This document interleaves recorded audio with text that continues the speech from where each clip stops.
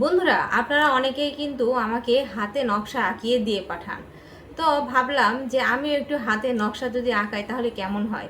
তো চলেন আমি একটা হাতে নকশা করি এবং 4 বেডরুমের একটা নকশা করে কি যে কেমন হয় সেই নকশাটা।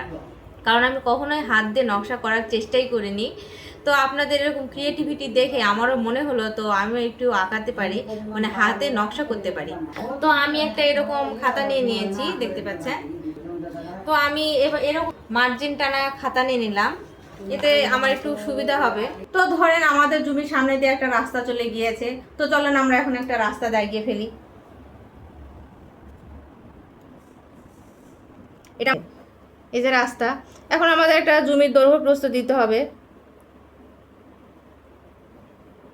এখন মনে করেন রাস্তার সামনের দিকে আমাদের একটা সিঁড়ি আছে, তো এটা আমাদের সিঁড়ি।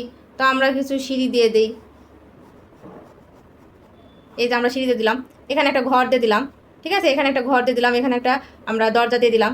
আর এপাশে আমাদের একটা লিভিং, এপাশে আমরা আরও 2টা ঘর করলাম। ঠিক আছে, কী ব্যাপার আমার কলমটা লিখতেছে না কেন? আচ্ছা, এই পাশে আমরা আরেকটা ঘর দিলাম। মনে করেন এটা একটা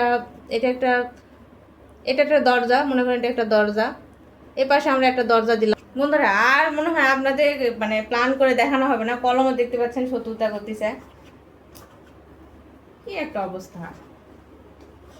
আমি একটা প্ল্যান দেখাতে চাচ্ছি আর কলমটা লিখতে চাচ্ছে না। আমার কলমে কিন্তু দেখতে পাচ্ছি ফুল কালি আছে, কিন্তু বুঝতে পারলাম না। ধুর,